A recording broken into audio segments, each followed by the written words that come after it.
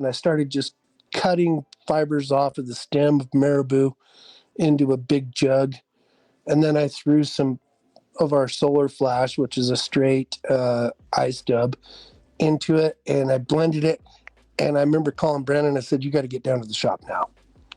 And so that started 0G, where we were doing a lot more marabou full length to a little bit of flash. Larry Larsen on the beginning of 0G. We're traveling to Pocatello and the Snake River today on Traveled. Welcome to Traveled, where it's all about the journey we are all on in fly fishing and in life. This is our chance to take a deep dive into a specific area around the country so you have a better feel for the people, the resources, and the community that make this part of the country so unique. Before we jump into it this week, I want to share some love with our Traveled sponsor. This podcast is powered by Swing Outdoors and the Wet Fly Swing podcast. Head over to wetflyswing.com/Teton right now if you get a chance, and you can check out all the hotels, lodges, businesses that you can support and support this podcast in one easy click. This week, Larry Larsen from SnakeRiverFly.com is here, and he's here to break out some good stuff here. We've got a little insider look into a really cool tailwater fishery that's not quite as well known as the section upstream. He's got some really amazing fly tying materials that we talk about, and what I call a cult following around fly tying materials, and just some amazing fishing. Time to experience the road less traveled. Let's jump into the Basalt Canyon of the Snake River and find out if bass, carp, or big giant trout are the biggest attraction. Here we go. Larry Larsen from SnakeRiverFly.com.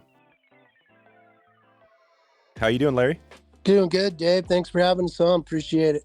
Yeah. Thanks for coming on here. We, like most of our episodes now, we listen to our listeners, and most of our guests come from them now. And we've had a few people that have reached out to us and said, hey, you got to get Larry on the podcast. And so that's why we're here. You got a good following of your own, right? So that's always a good thing. Yeah, I agree, man. It's, we have to love our customers for sure. Exactly. Well, you're in a cool area. We've been talking a lot. It's been good because the Snake River has been a hot topic as of late. We're going to be heading out there later this year, heading over to like the South Fork. But I think you're in a little different section. So we're going to talk about that. Maybe we'll dig in. I'm not quite sure all the areas you guys cover at your fly shop, but you guys have quite a bit going. So before we jump into the shop and kind of where you guys are fishing, let's just take it back to yourself, how you first got into fly fishing, and then we'll jump into the fly shop. Sure, you bet. Yeah. Well, I grew up in Idaho Falls, which is basically just downstream of the confluence of the Henry's Fork and the South Fork of the Snake in Idaho Falls. And I lived there and started fishing at a pretty young age, tying flies at a really, pretty much, I think I tied flies before I maybe even casted a fly rod. We had a macrame shop in my house. My mom was the macrame lady in Idaho Falls, and a ceramic shop. And turns out having a craft shop in your basement was pretty good for, free, if you will, fly tying materials. But, we grew up on the South Fork. It was 25 minutes to the east, and then the Henry's Fork, which was only 30 minutes up to the lower Henry's Fork, or 75 miles or so up to Island Park, where the ranch and the box and all that kind of stuff are. So lived in Idaho Falls until the early 90s, and came to Pocatello to go to school. Met a redheaded girl from Twin Falls, Idaho, and we've been here ever since. There you go.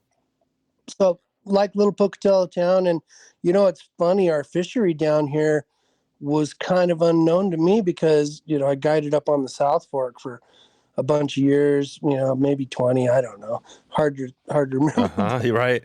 But so I would spend my fishing seasons up there, and lived right here. So I think in 2008, our first kid was born. And in 2010, I quit guiding up on the South Fork of the Snake, and came home and finally started getting to fish around, my hometown. And it's pretty funny. I remember one of the first times I fished over on the Snake, our buddy Carter Andrews, of fishing fame.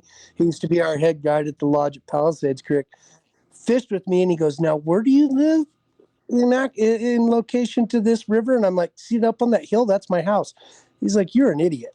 Like, well, Carter, man, I've been living in a trailer on the South Fork for, 20 years. So anyway, our fishery down in this neck of the woods, the main snake after the confluence of the Henrys and the South Fork becomes known as the main snake. And it, takes on some different characteristics. It's a little flatter, not as steep, agriculture driven. So you got to pay attention to, there's times of the year when it's really big, and then there's times of the year when it's really small.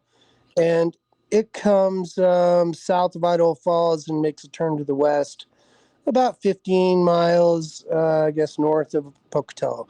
So we're located in Pocatello, in Old Town, and we have a 4,500 square foot retail area, on Main Street, which is pretty cool. There you go, on Main Street. And this is the Snake River Fly. Yeah, this is the shop. And so, while I was guiding, I was packaging and doing some materials and selling some flies to the lodge and stuff like that. We even had a short stint in, I think, 2008, got involved with a boat builder and opened a little shop in Swan Valley. And that didn't end up going well.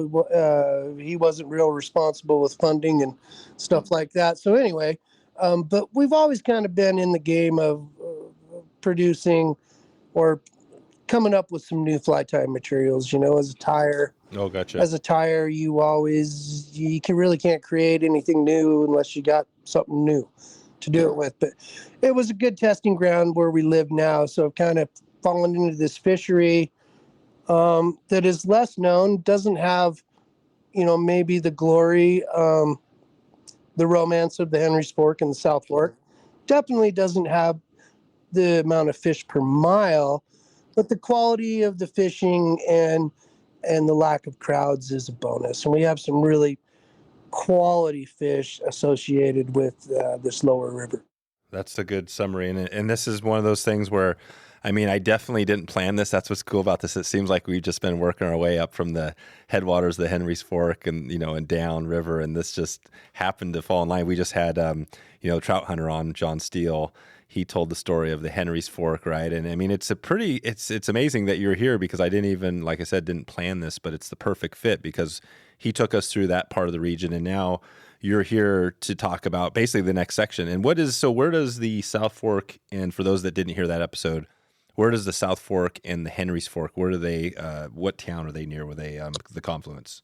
So they really kind of come together right in a little community called Manan, Idaho, which is just downstream, which would be west of the highway between Rigby, Idaho and Rexburg, Idaho. Oh, Rexburg, yeah.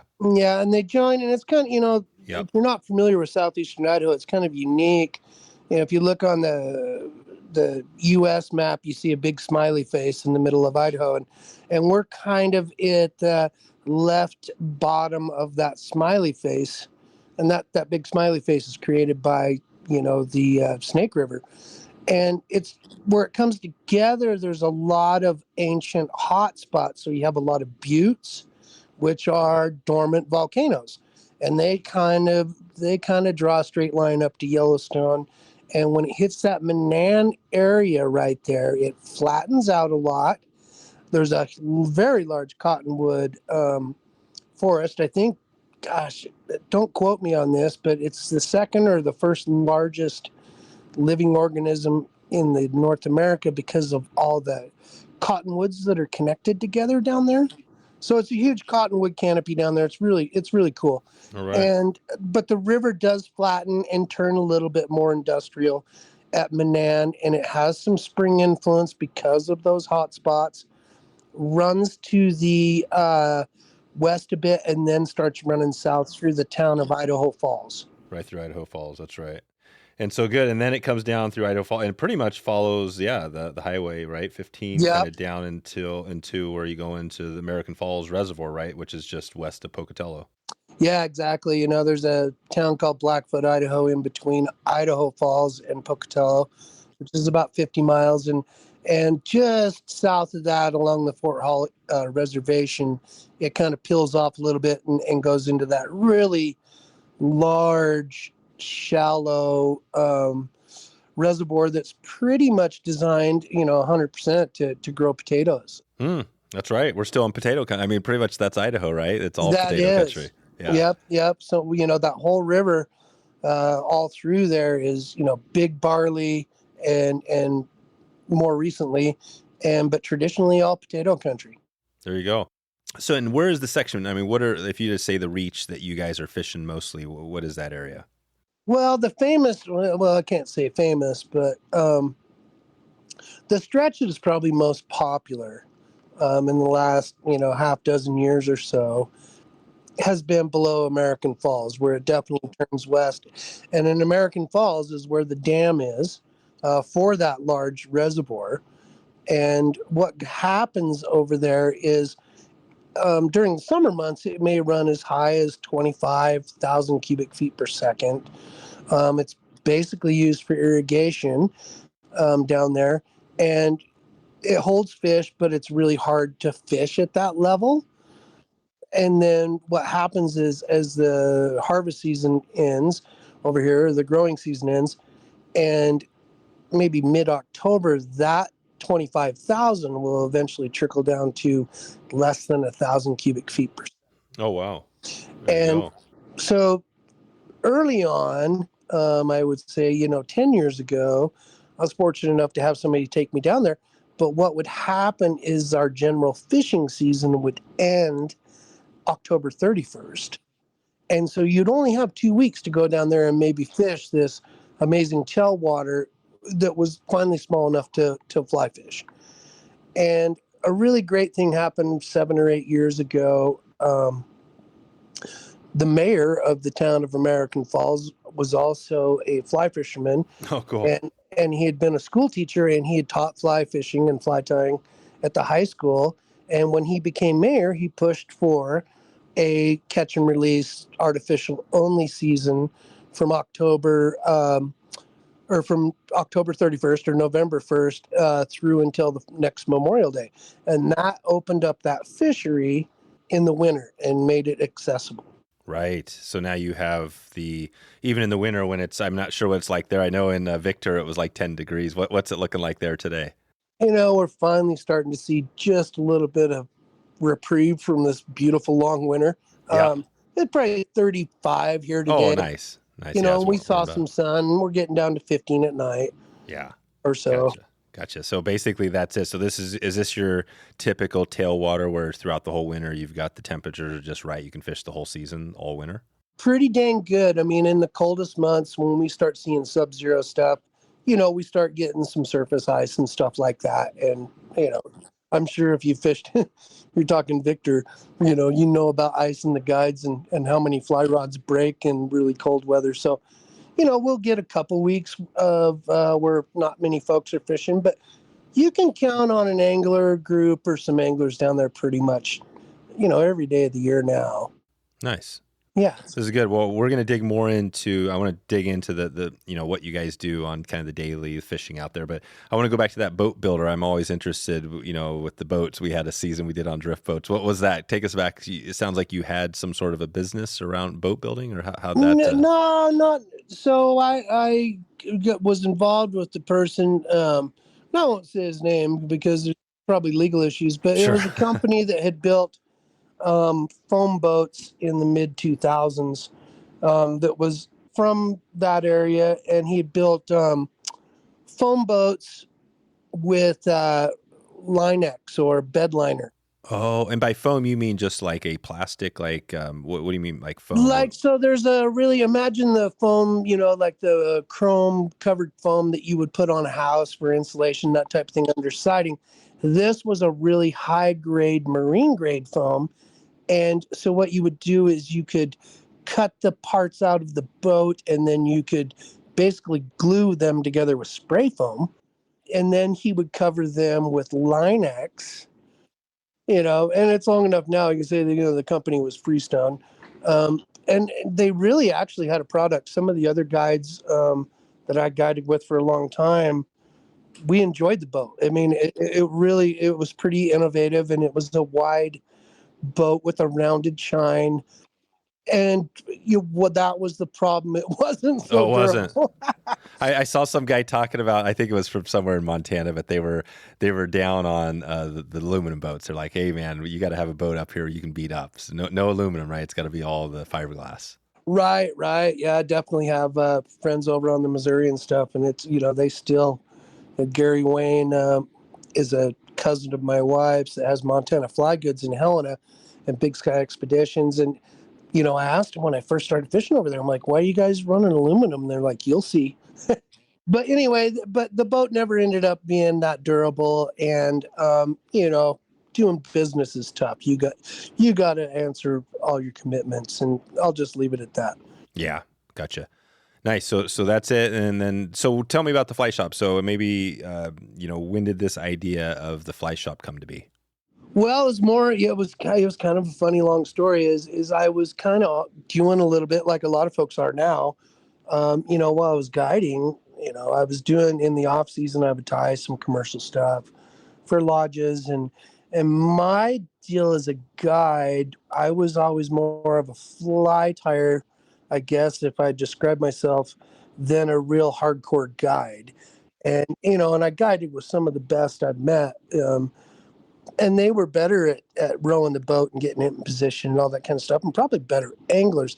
But I understood the flies a lot better, and I always tried to bring, my own stuff from the hobby background. Tried to tie my own stuff and do my own thing, and so that worked pretty well. A pretty good following. We used to guide the one fly contest at the Jackson Hole, and that really accentuated, the need to have flies that everybody wasn't throwing. Any pressure fishery for sure, and most of them are pressured nowadays. Fish get to see that stuff, and so that's where it spawned from. And so the fly shop, when I did quit guiding, I actually opened a small shop behind my house.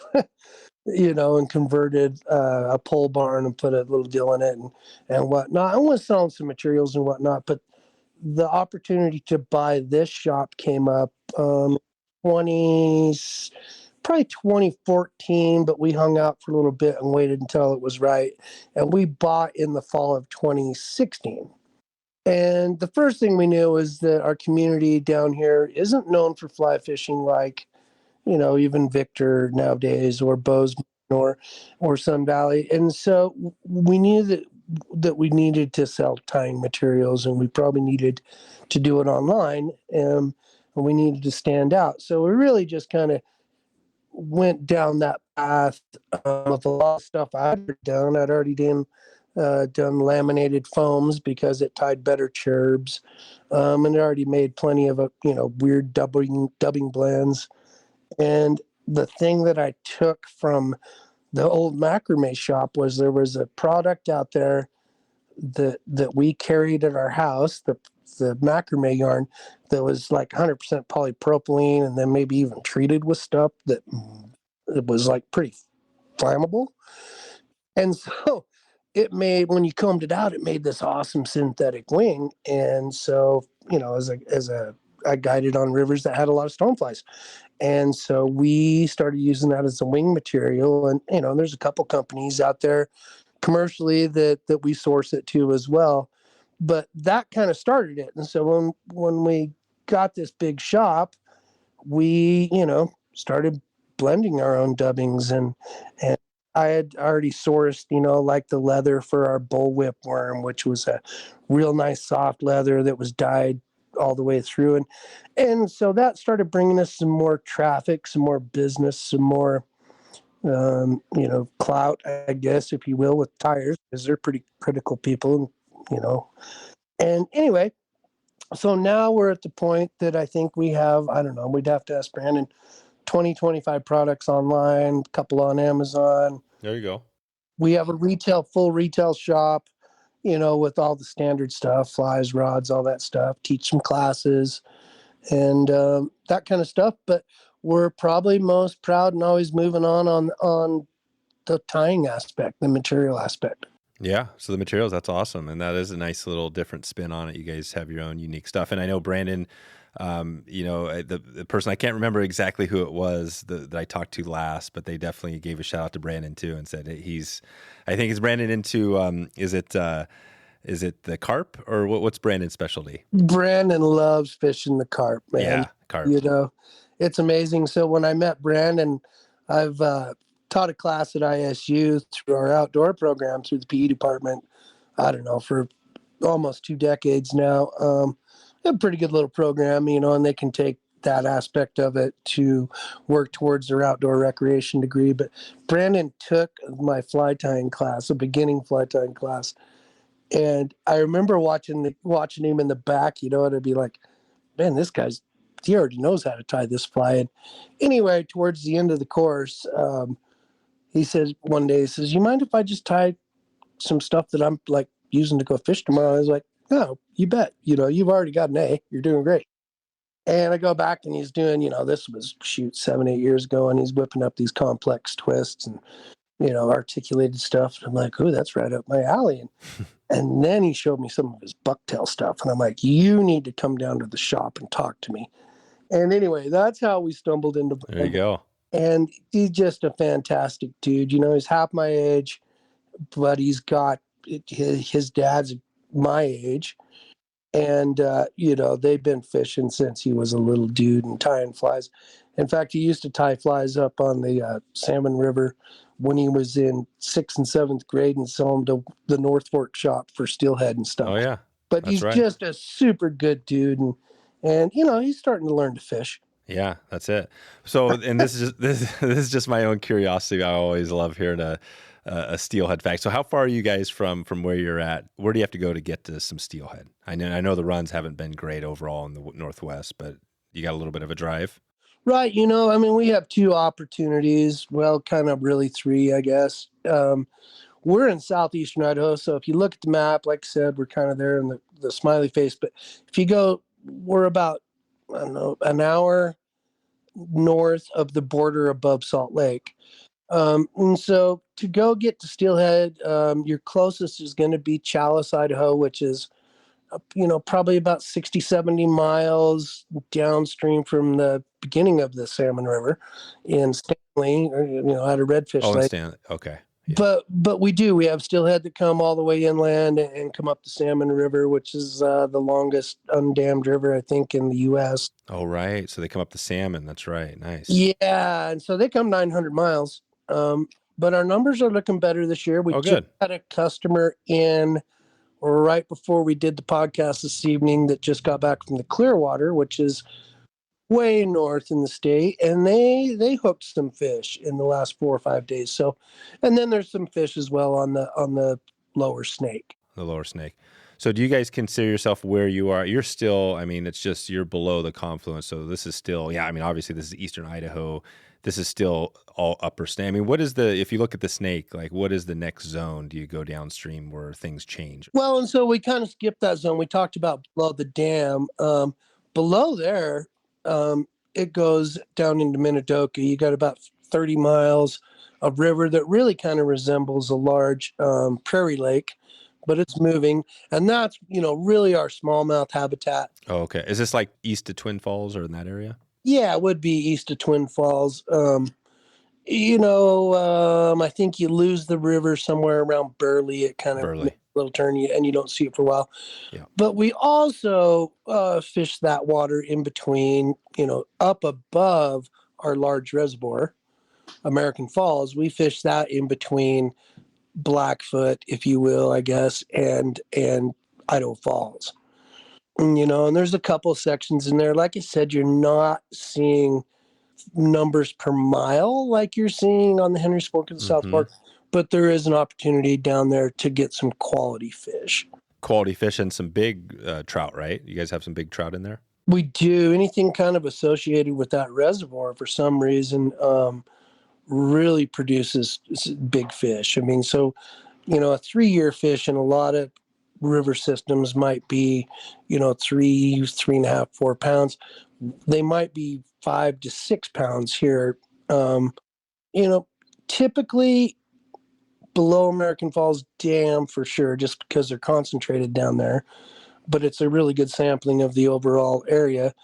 If 16 inches is your bottom end, and 28 inches is possible. All right. Wow. So 20, yeah, these are rainbows. These are just fish that are basically just lots of food because of the lake system or Yeah. We have a lot of agriculture influence, so everything kind of grows big around here. Deer have big antlers, and I mean, you'll see caddis flying around that look to be 14s, but when you look at the larva, like some of the free living caddis, they look to be almost 10s.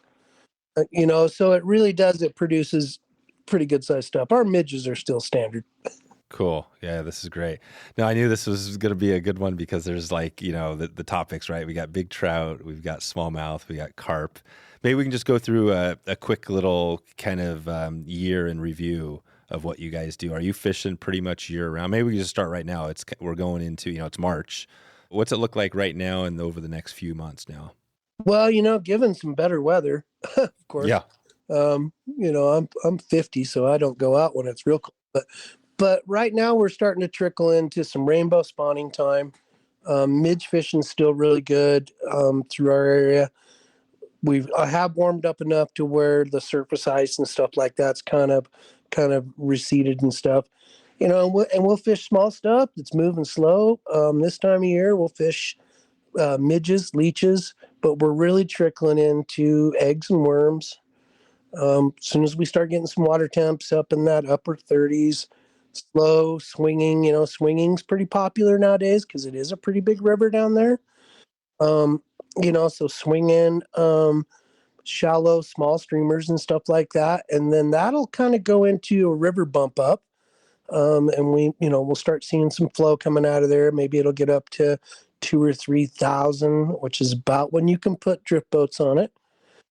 And that'll roll until about Memorial Day. During that time, we'll be looking for spawning rainbows, fish eating some streamers, and the smallmouth will really start defending they'll start staging up, pre-spawn, get pretty active, and then start bedding in May, in early June. And then, gosh, we're lucky, and the river doesn't get too big, then we start throwing a few poppers and stuff at them in July.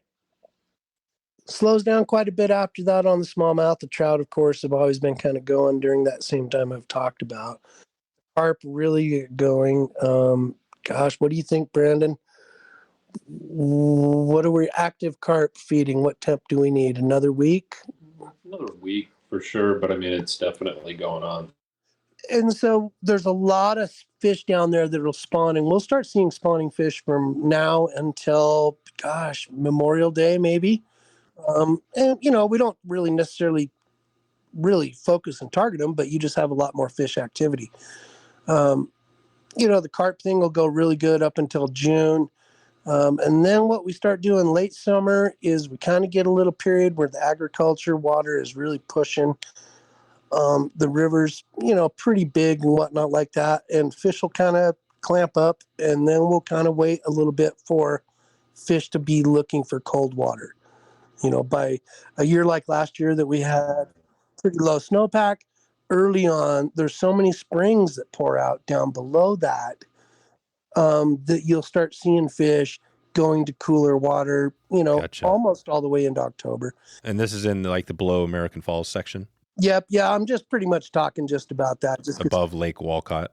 Yeah. I mean, we probably need another 2 hours if we start expanding, but yeah. Let's stay in that. Let's stay in the range. We'll stay in the range closest sure. to, yeah. Good. And then we'll start seeing, some pretty good activity in that cold water stuff, until it starts cooling down.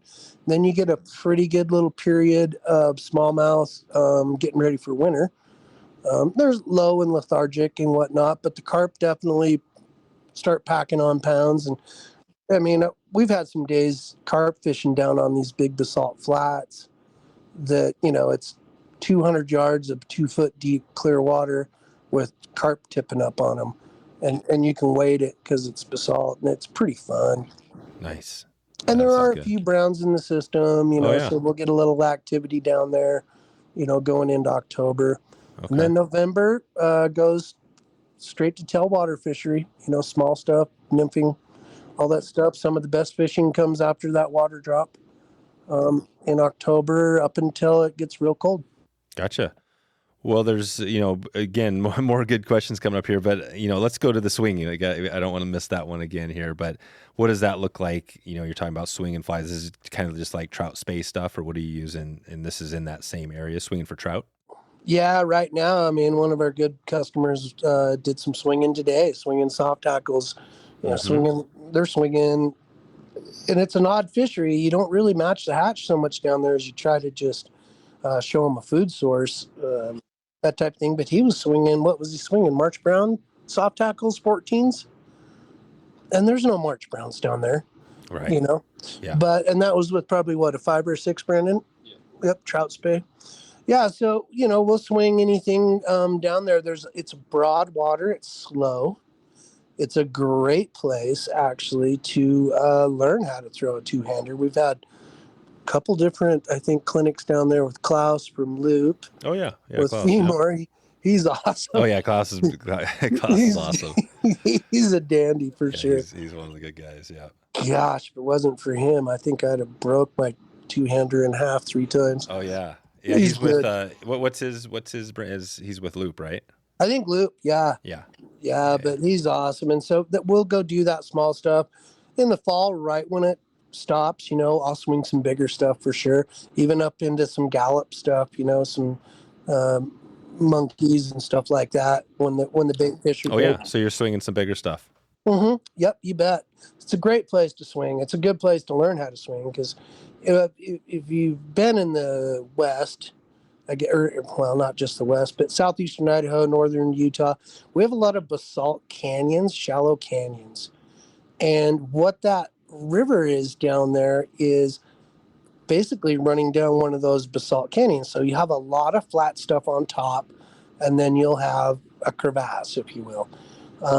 Sometimes it's 5 feet deep, as far as you could cast, but moving pretty slow. Maybe it's, maybe you're only, even though it's 5 feet deep and you got to throw a 40-footer to get across it, you might not ever hang up with a dry line and a small clouser or something. Oh, because these are like slots the fish are holding in down in the slot. Yeah, totally. So it's really actually set up great for swinging, and I think we haven't really messed with it too much.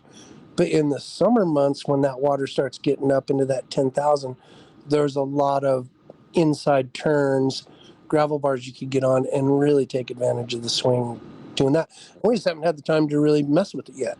Sure. So yeah, some of those areas where the water, you hit the turn and it's slow, just the right flow, not too fast. And you're just swinging, just downstreaming across, just kind of like swinging for steelhead sort of thing.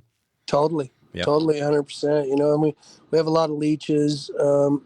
There used to be a really large population of perch. There's still quite a few of them, but there's still a lot of golden shiner, stuff like that, and a lot of crayfish. So pretty, a lot of the stuff that you would swing works great. Today's episode is sponsored by Eastern Idaho's Yellowstone Teton Territory, Idaho's most renowned zone for fly fishing, from the Henry's Fork to the South Fork of the Snake and all the high alpine lakes and streams in between.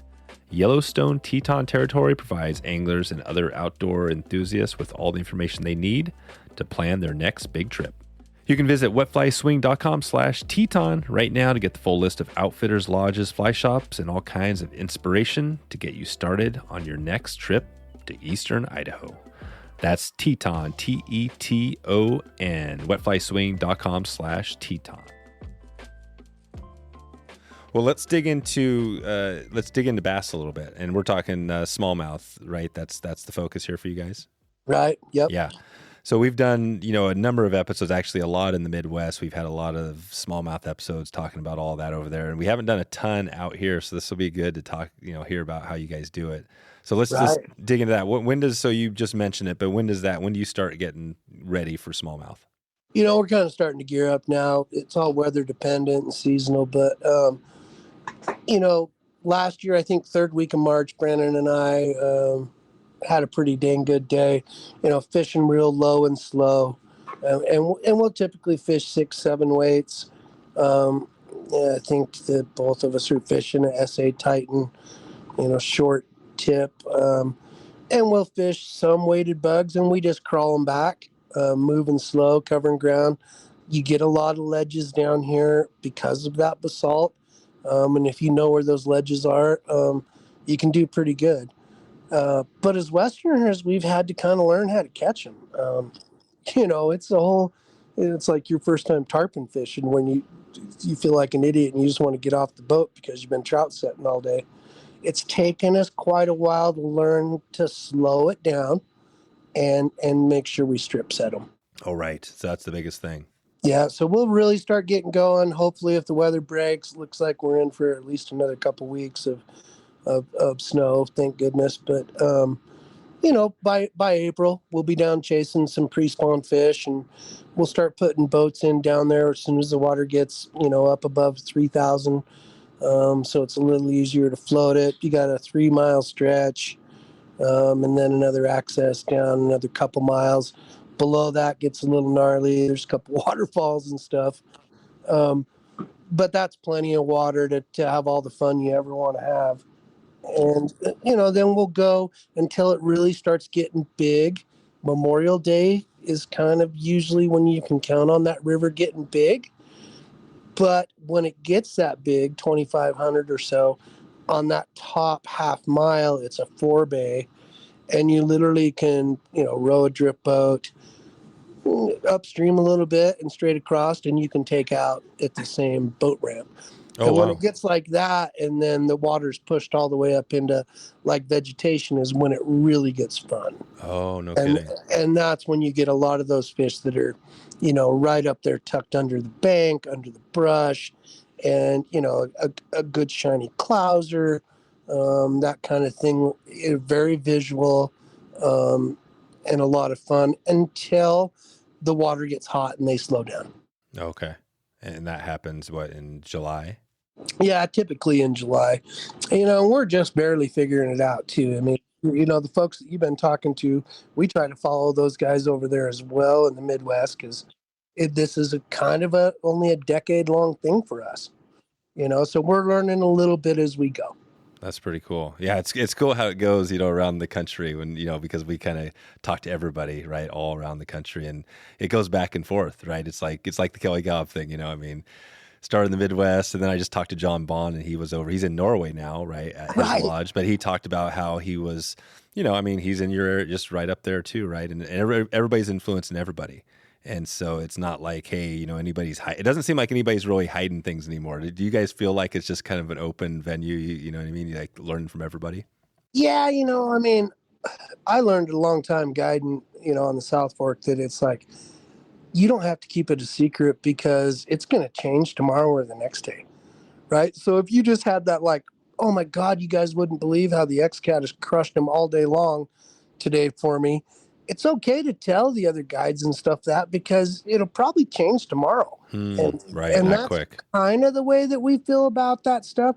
We definitely don't like to, hotspot or anything like that. Yeah. But, the worst is the person that calls and, asks how the fishing is below the dam. And by the time you're done, he's like, well, how far should my dropper be and where should I stand? Right. And that takes the fun out of it. Yeah. Geez, at least I think that's why half of us do this stuff. I know. Is because of the learning curve. But so, yeah, I think 5 years from now, if we had the same conversation, I could probably tell you that we really understand how to catch smallmouth now. But right now, yep, we're just glad we're getting them. Yeah, you're doing it. What are you guys doing for boats? What are your boats out there now? We do a variety of stuff. I have a Clacklow Pro 16. Mm-hmm. Yep. It's like my second one, and it's just a really great boat for our area. But I also have a Crestliner 16-foot flat bottom with a 60 jet on it. Oh, there you go. Yeah, so you can run a jet in that section too? You can. Like I said, that top 5 miles, there's about 6 miles, 7 miles down. There's a one waterfall called Duck Falls. You can kind of skirt that at high water, but then the next one's called Angel Falls, and some really good boaters, better than me in the past, have sunk boats and stuff in there. So we just avoid it. And then if you go to Massacre Rocks, which is the state park just down below that, from there down to Lake Walcott is pretty flat water. Okay. But yeah, the sleds work good and a lot of that stuff like that. You definitely want to have experience, with a motorboat. With the motor, exactly. Wow. And so, yeah, like you said, there's not, I mean, the difference down here is that you don't have quite the fish per mile, but it sounds like you have plenty of big fish and maybe not as much pressure. So it seems like maybe in a lot of ways it might even be better than fishing some of that upper water because, Right. it can get a little crazy. Yeah, I mean, I fished a lot of tailwaters, Henry's Fork, South Fork being two big ones. Worked on the Missouri when I was in college. Been to the San Juan. Fished the Madison quite a bit. I mean, as far as tailwaters go, don't quote me, but this might be the best one there is. I mean, as far as quality fish, I mean, we're talking big fish in general over here. And, it's on one of the biggest rivers in the country. Right. Yeah, it's not the Snake. It's the Snake River. You guys is it just the Snake when people ask you where you're fishing? Yeah, just the Snake at that point. And once you get over to Hager or Twin Falls area, I mean, that's where most of the rainbow trout for the world are raised. Oh, they are. So, if you think about that, you're like, okay, wow. There's a double combo there. You've got amazing fish habitat and a big river. That's right. But like I said, we're still trying to crack the code too. There's places I haven't even fished that are 40 miles away that I haven't even been into yet. Right. Are you guys are there a few other fly shops around in town and through that section along the highway out there? Not really. Really, we're the only pro shop in Pocatello. And then 50 miles north, Idaho Falls, you got one of the best ever, Jimmy's All Season Anglers. Oh, yeah, that's Jimmy's. Okay. Yeah, that's these. Anyway, yeah. I'm a little biased, but Jimmy's shop's amazing. But really nothing. There's a new shop that I think has opened up down in Twin Falls, but nothing in American Falls or stuff like that. So we probably are your closest, source or whatnot for fishing that stretch. You got it. Okay.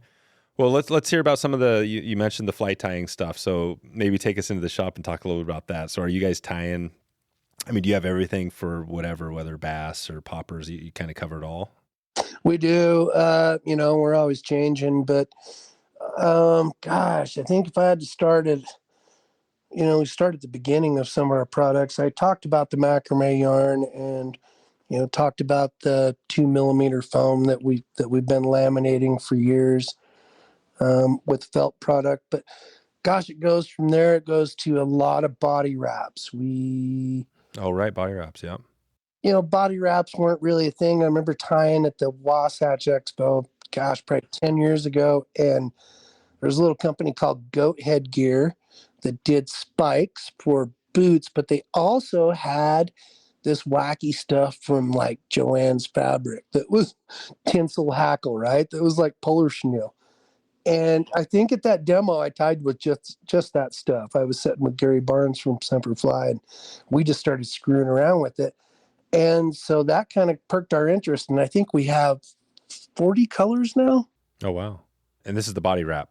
This is the body wrap, the hydro hackle. And, and it's pretty popular now. There's 3 or 4 other companies that are definitely doing it. And it's the same thing. What would it be used for? What sort of patterns would you be using the body wrap? So what we really like it for is like, let's say you're tying a bugger or, you're tying a peanut or something like that. Versus putting down chenille and then wrapping hackle or schloppen, this is a one wrap deal. It has the fibers sticking out of it plus the core.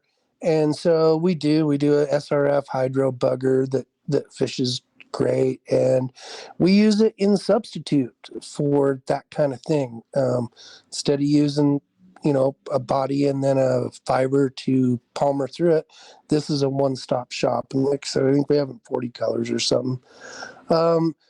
We do a lot of other stuff. Ripple ice fiber is a fantastic material carried by Hairline. We accidentally stumbled onto it, I don't know, half a dozen years ago. We ordered the wrong product and it showed up and it was more like 5 inches long and a little stiffer than ripple ice fiber. And we were bummed when we got it, but then we started tying clousers with it, and now we have, I think, 16 colors of it, you know?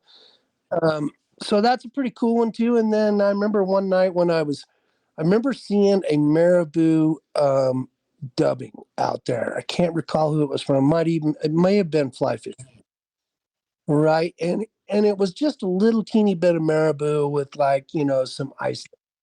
And I was like, well, that is not what you really want. So I remember sitting in the shop one night. I was all by myself, and I started just cutting fibers off of the stem of marabou into a big jug. And then I threw some of our solar flash, which is a straight ice dub, into it, and I blended it. And I remember calling Brandon. I said, "You got to get down to the shop now."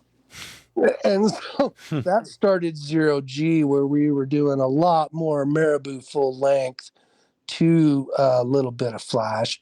And that's probably, is that our number one seller? That or Crinkles On? We sell them both. But nowadays, we're really working on a lot of different stuff. Brandon and these guys have really been into the muskie, and they've been trying to drag me around and trying to get me a muskie. So, you know, we have a new fiber we're going to launch in the next couple weeks. Fish Wisp, which is really similar to a slinky fiber, but we're going to sell it for less, and we got it in a zillion colors. And Wow. we also make a dubbing that has some, it's like a long seal sub that has some acrylic fibers in it that we call grease leech dubbing. We have a lot of leeches around here, so we do a lot of different leech stuff. Right. Do you guys do the Stillwater? Is that popular around there? Lakes and all that? Yeah, we do. We have some really awesome still water all the way around us. But like I said, even that Snake River, we kind of jokingly call it moving still water. Yeah, it is kind of right during the right. Yeah, so leeches work really well. We have a ton of mohairs. We tried to do our own hooks. We finally got some decent ones, but then we just partnered up recently with Matsu, MASU, and their hooks are fantastic. And so we've been about 3 months into the Matsu hook, and really enjoying their products. So Nice. Yeah, you guys have a lot going. So, I mean, how many materials? Sounds like a lot of your stuff is your own stuff. Do you guys have? Is it a majority of the materials you guys have your own kind of creations? yeah, I'd say probably a 50-50 in our shop. We definitely love our friends at Hairline, and you know, we carry a lot of Semper stuff as well. But yeah, you know, if we can source it, absolutely, we do it. Nice. So that's it, and pretty much. I mean, yeah, it sounds like bass, you know, trout. I mean, you guys are, what do you think when you look at throughout the year? Yeah, it sounds like you get fired up with everything, but is there one time of year that you really get excited for? Is that a hard one to say? Yeah, definitely, for sure. I mean, if I'm talking just our river down here, I mean, obviously, if we're talking Henry's Fork and South Fork, we're really blessed to live where we do. It's an hour trip to two of the best rivers, you know, arguably out there. But in our area, you know, myself, I really like that pre-spawn smallmouth, which is coming up. I really like that because they're aggressive. They're not pinned on a bed. And it's tough. It's not super easy, you know, but gosh, a 5-pound smallmouth, Jeez. you know, kind of makes a 26-inch brown trout look a little wussy. Does it, Roy? They're tough, man. They're definitely tough, and I appreciate it all. But yeah, I'm a fair weather guy nowadays. So hey, there you go. I like fishing, you know, from weather's getting better. Yep, when the weather's better. Yeah, that's awesome. And what does that look like if we were going to get somebody prepared for that? What should they be thinking about, like as far as flies? What would you give them if they're getting ready the next, you know, this month? What should they have in their box? Well, you know, they definitely should have, you know, a 6 or 7 weight and probably a dry line, and having a short sink, fairly aggressive 3 or above. And they should look at having, you know, if you're talking flies that are just out there and available, a near enough sculpin in a couple different colors would be good.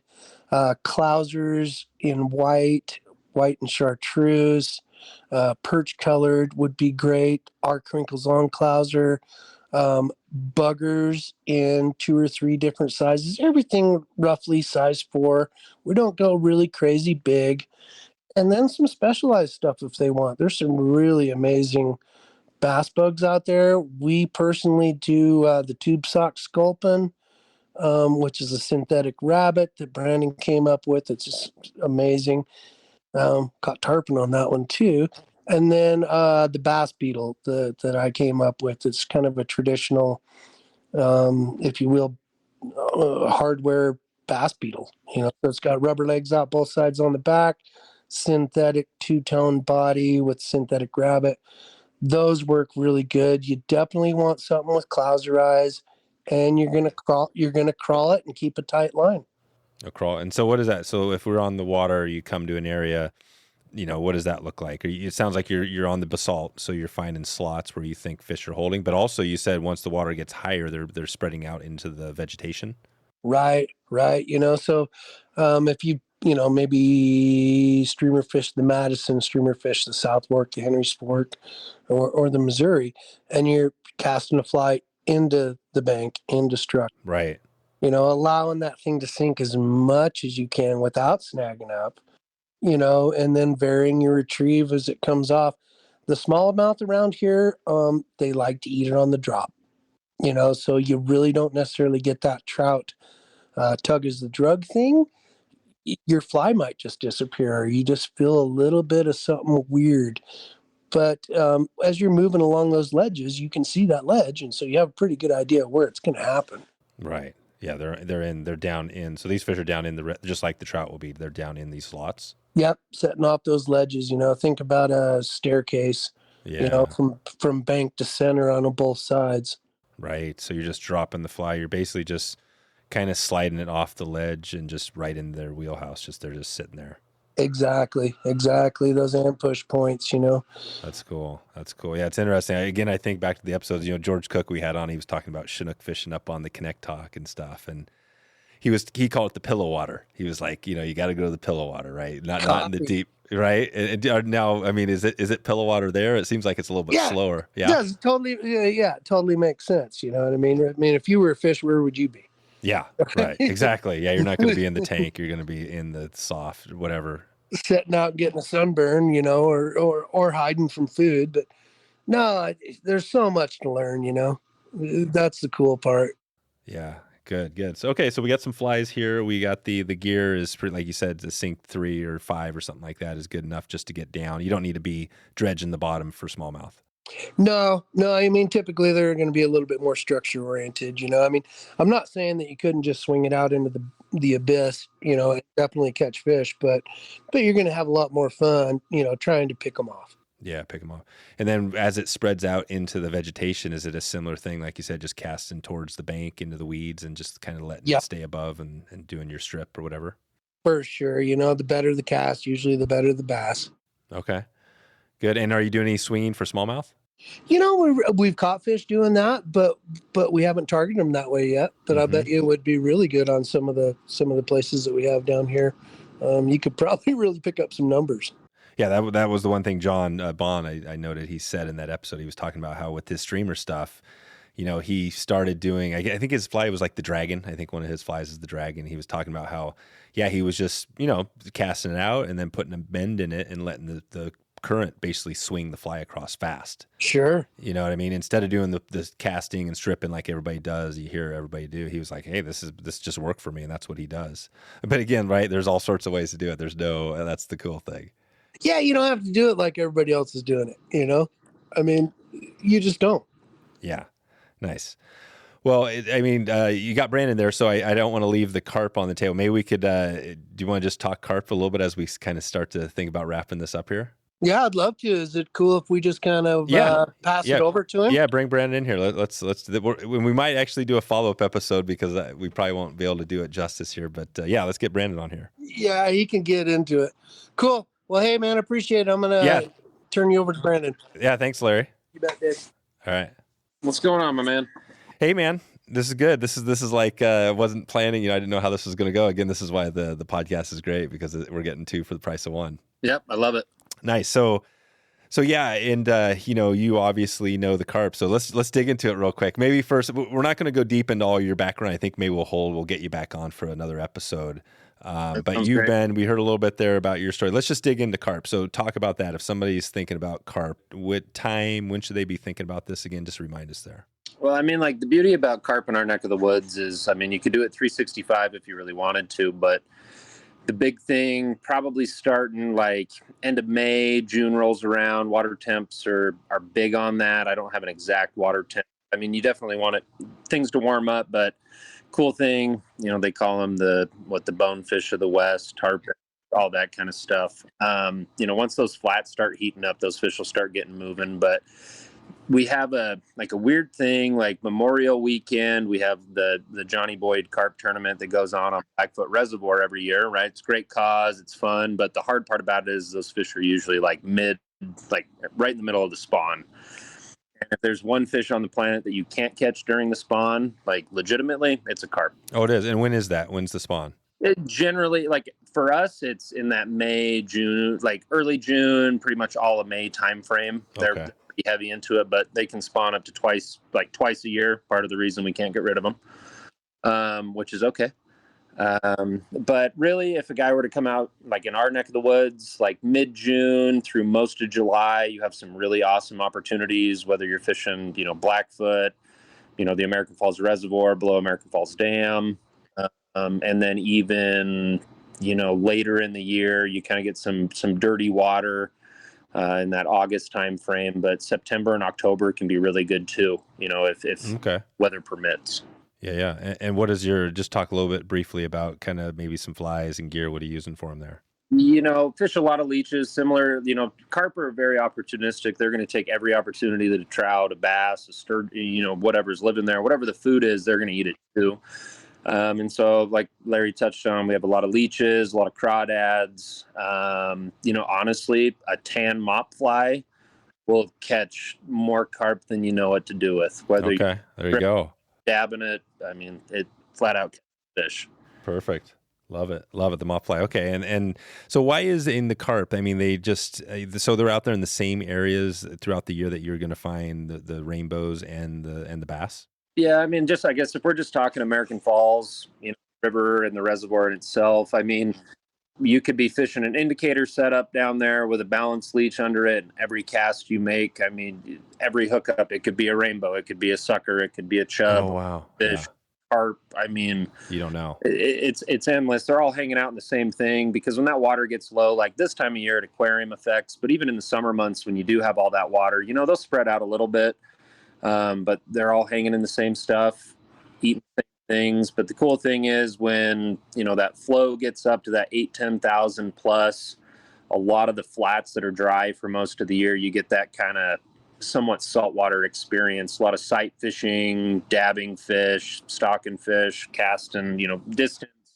You get a good feel for all of it. Oh, right. So same thing, just like the bass. So as the water spreads out, now these fish are out there kind of like on the flats.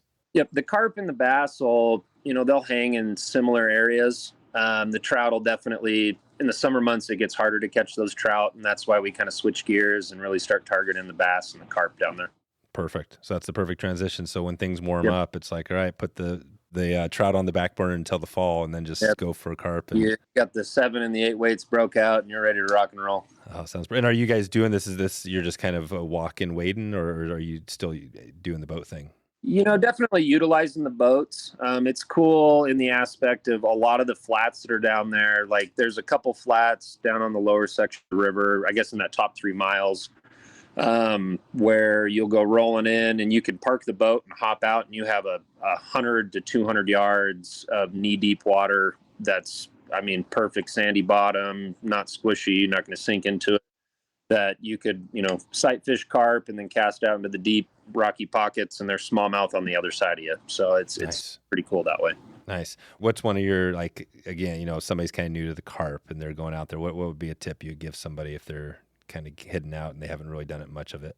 Definitely my biggest tip with that is the thing with carp is blind casting for them is never a good idea. You can spend all day just casting into the abyss. Spooking fish and stuff like that. Exactly. So taking the time to, when you say you got a tip or you've seen fish there before, sit on the bank, take, 10, 15 minutes to just sit there and just watch. You see a fish roll, you see a tail, maybe some nervous water, and just kind of absorb all that information. Because a lot of it is, sight fishing. I'd say, 65% of the fish that I actually hook up with and catch are within a rod length of me, Wow. It's very up close and personal. And so taking the time, taking it slow, and you might spend all day and only catch 6 fish, but all of those fish were, right underneath your rod tip when you did it. Oh, wow. So if you're out there, you're sitting back for 10 minutes or whatever, and you see some stuff going on, you see a carp, you make your cast. Let's say, take us there. What does that look like? Say, let's talk, the pipeline boat ramp, for instance. You walk out, there's a pretty good little flat right there you can walk out on. It's got a whole bunch of different stuff. You're walking up that deal. You got cattails on one side of you on the bank side, and it's deep water on the other side. You could have fish cruising either way. And I've been walking that, taking itty bitty little steps, really slow, working it up, just waiting, watching. And next thing you know, you got fish on either side of you. You can either make your cast out to the bigger fish that's there, or maybe you got the 6-pound fish that's, tucked in the cattails. And if you hook him, who knows if you're going to land, because he's going to get buried in all of it. Oh, right. Just mayhem. Yeah. So you make that, and what would be a fly? What would be one fly for carp that you'd be tossing out there?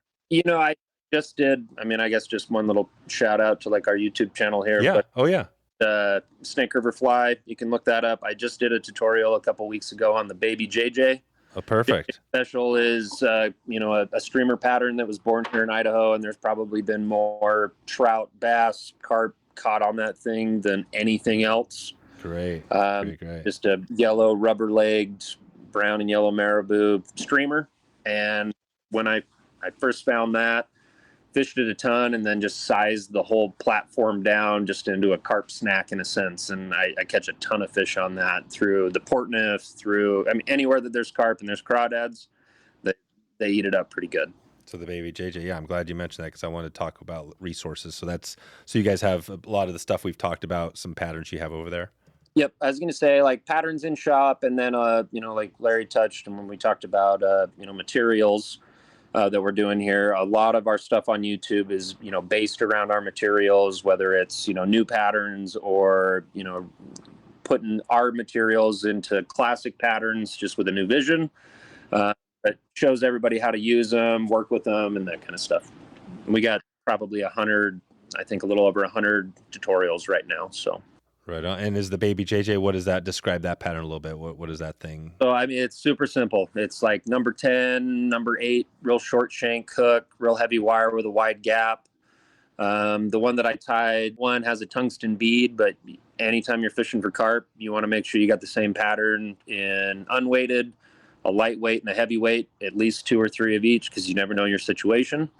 It's got a brown marabou tail, olive body, and then 2 little rubber legs coming out each side in yellow.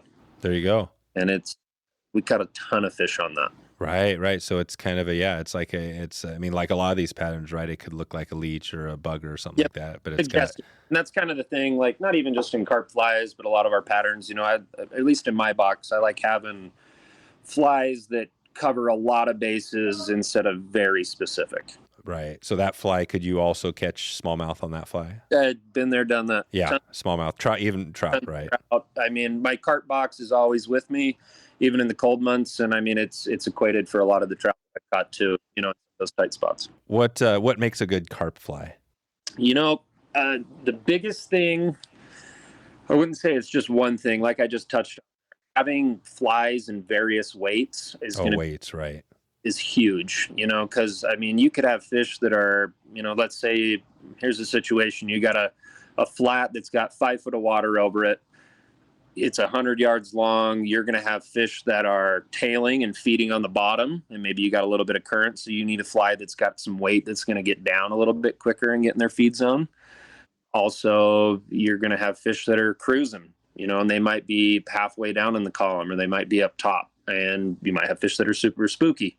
So having if you had just a black and red, semi-seal leech, you got the baby JJ, all of those, backstabbers, classic carp bugs like that. in various weights and whatnot and colors that match your forage, it's just going to make you that much more successful. Just because you never know where those fish are going to be hanging. I mean, we even have situations, later in the year on the reservoir, like August and September, where we're catching them on, mid-sized Chernobyl ants because they're feeding on stuff on the surface, all the algae scum and stuff. Right. Cool. And when you see that carp, you make that cast. What's your first action after you drop the fly near it? Where it is so visual, it kind of depends on, clarity, whatnot. But I mean, making the cast, you got, your average dinner plate size, feed pocket in front of them. Their eyesight isn't the best. It's a lot of feel and it's a lot of scent, based feed. And that's one of the reasons it's so hard to catch carp, on synthetic flies. So their sight isn't as good as a bass or a trout. Nope. Bass are very visual feeders. So are trout. If we were trout, we'd have dinner plate sized eyeballs on the side of our heads and we could see everything. Carp, on the other hand, rely very heavily on, lateral line. And then, I remember watch some dude, they like the carp scientist, I think is what they called him. He's some dude over in England. And apparently, I guess the science behind it, carp have more or less taste buds from the tip of their nose to all the way up their face to their pec fins. So, I mean, they're very keyed in on, scent, all of that movement, that kind of jazz, like the vibration. Gotcha. And that's why one of the reasons they're so spooky too, is they can, they can feel it all. So you gotta be subtle. You gotta make a good cast to drop it in there so you don't spook it. But then you don't want to. Why you want to have some unweighted or mid-weighted flies too, because I mean, you could have a pot of fish, and if you spook one and there's 10 on the flat within their range, they're going to let everybody know that you're creeping around and trying to stick them in the. That's cool. That's right. So you're out there. You're just in stealth mode. I mean, that's it. Yep. It's really fun that way. Nice. All right. Well, I think, like I said, maybe we'll leave more of the carp talk till our next one if we can put something together with you. I guess looking ahead, I mean, Larry mentioned this, but I guess if you guys look out the next few months into the summer, are you getting excited? I mean, what is it for you? What's the one? Is it carp for you? Is that the one species? Yeah, carp is definitely, I love catching trout. I grew up in Pocatello, born and raised here my whole life, and fished it all. In our neck of the woods, and like the trout thing's always exciting. The steelhead thing, that's going on right now, like that's really cool. But the carp thing, probably for the last 10 years, is where I'm really starting to get jonesed. And as we creep into that end of April into May, things start warming up. That's when it gets real exciting. So perfect. So Larry, how long have you been working there in the shop? I think I've been down here, I mean, pretty much since the beginning. I mean, I think 2016 is when Larry opened this location, and I, met him through ISU, started time wise, for the shop, kind of part-time, started doing a few things. And then, I mean, pretty much since the very beginning of all of it. So I get 2016, 2017, been involved with it. Yeah, you've been going. And has there been, I mean, has there been something you've really learned from Larry, or has this kind of been a back and forth from both of you guys? Tons that I've learned from Larry, and just like fishing, fly tying, all of that. But it's been really fun to be able to kind of bounce off. We both have the creative mindset where we're not real satisfied with, one bug, or, we'll tie one fly and then we'll take it out and fish it. And then both of us will tinker on it. And then it, the final product. So it's pretty cool that way. Perfect. All right, Brandon. Well, and give us a heads up. What your last name? We didn't catch that. Morrison. Brandon Morrison. Okay. Perfect. Well, I'll send everybody out like we said at the start. We'll head over to. You can give us a shout out. Where's the best place to go if we want to learn more and dig deeper into this? SnakeRiverFly.com. I mean, we got a ton of stuff on there, materials, tons of blog stuff. Our YouTube channel, which you can find just by searching Snake River Fly, and then also like our Instagram page, also just Snake River Fly. If you guys are messaging us on any of those, you're either going to be talking to me or Larry, but I mean, we're usually back to you within, a couple hours. So perfect. And tell us as we get out here, that part of, Idaho, why is it such a cool place to live? I mean, there's a lot of amazing, obviously the resources and stuff like that, but what do you love about living out in that part of the world? I've had, a lot of opportunities. I got a bunch of family down in like Phoenix, done the carp thing down. super cool. My wife's got a ton of family in Nebraska, been over there fishing and whatnot. But I think the thing that I love about, our Southeast Idaho just in general is it's growing just fast enough.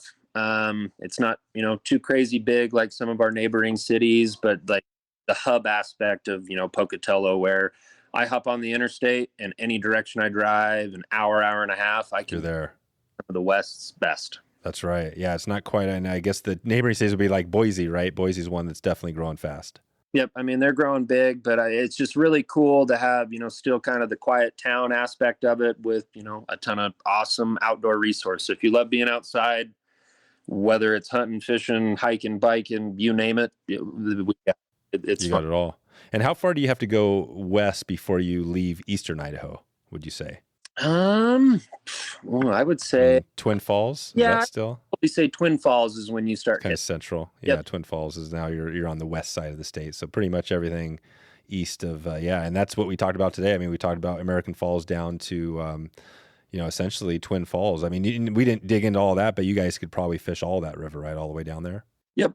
And I mean, that's one thing too that's kind of cool about it. Like Larry said, born and raised Idaho Falls, that kind of stuff. Me here in Pocatello this whole time. And I mean, even like just branching out, there's so much packed into our little neck of the woods that we've only kind of taken the top off of a few things, some of the more well-known stuff around like the Hagerman area and whatnot. I guess that direction fishing wise. So, I mean, it's endless. It's really cool. Snake is very big.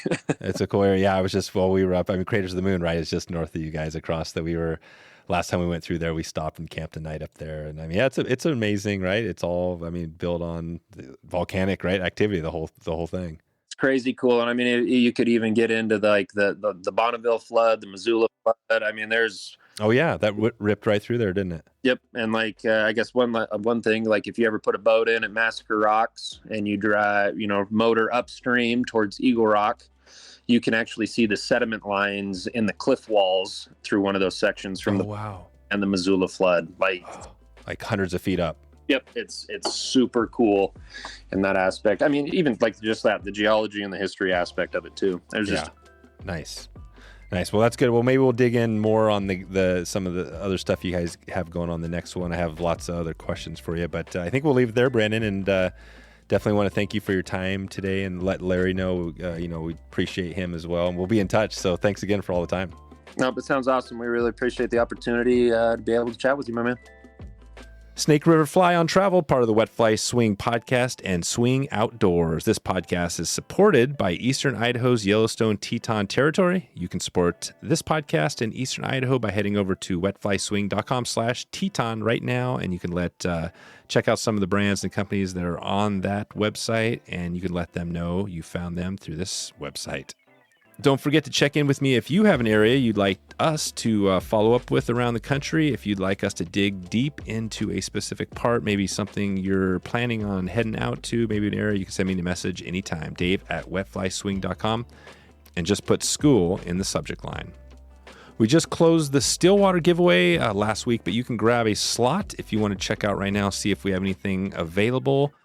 My guess is we're probably getting close to wrapping this thing up. wetflyswing.com/trips, TRIPS, to find out if you can jump on. Just enter your name and email, and we'll follow up with you as soon as we get that. All right, I'm going to run on and get on to the next one. I hope you enjoyed this episode of Traveled, and I hope you have a chance to head to Eastern Idaho and check in with all the great companies, fishing, shops, and just the great area that makes this part of the world so unique. Excited to see you on Traveled. Have a great day.